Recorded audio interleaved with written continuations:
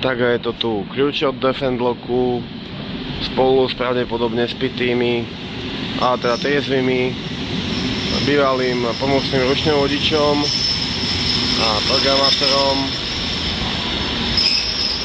Hľadajte ich, kde len môžu byť.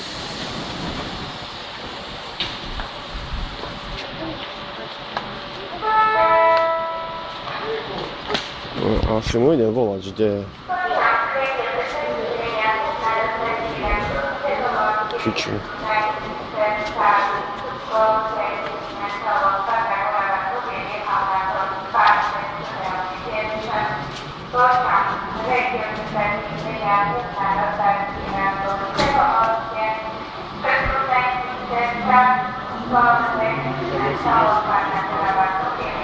Ja si myslím.